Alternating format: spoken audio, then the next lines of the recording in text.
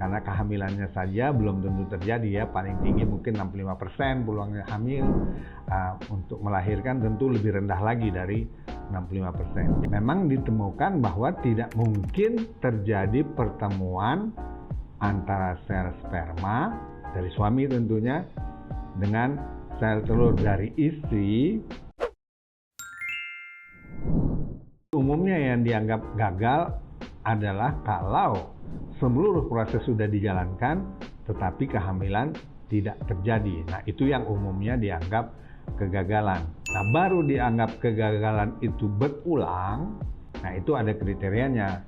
Artinya kalau usianya masih muda di bawah 35 tahun, tapi sudah dilakukan atau ditransfer embrio ke dalam rahimnya 2 embrio atau lebih, entah sekaligus atau berturut-turut, tapi tidak terjadi kehamilan, nah itu sudah dianggap gagalnya berulang.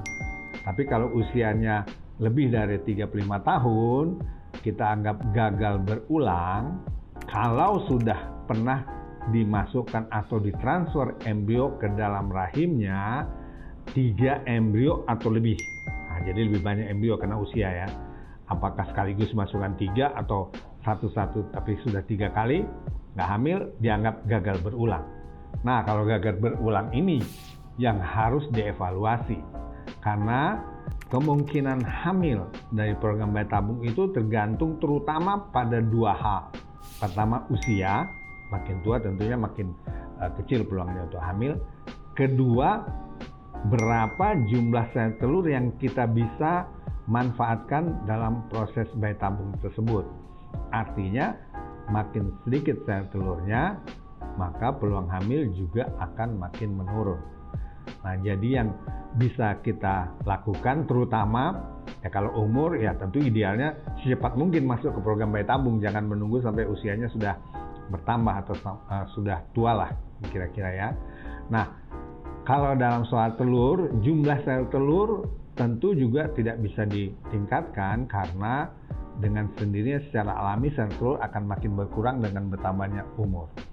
Nah, yang bisa kita lakukan adalah berupaya meningkatkan kualitas sel telur yang kita sebut adalah terapi adjuvan.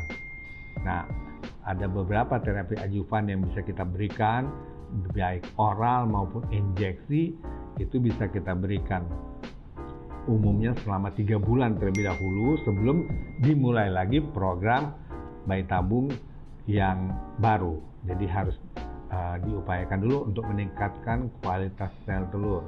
Itu yang paling penting yang bisa kita lakukan. Tentu faktor-faktor kegagalan, karena kegagalan embrio itu 85%, kegagalan hamil dari bayi tabung itu 85% masalahnya di embrio. Jadi umumnya kita tidak mendapat embrio yang normal, sehingga peluang hamil akan menurun. Kalau karena jumlah telur yang sedikit sehingga peluang dapat embrio normal berkurang, maka perlu diulang bayi tabung itu, dilakukan pengulangan supaya jumlah sel telur yang kita dapat makin banyak. Kedua tadi kualitas harus ditingkatkan seperti memberikan terapi adjuvan, nutrisi yang bagus, kontrol berat badan.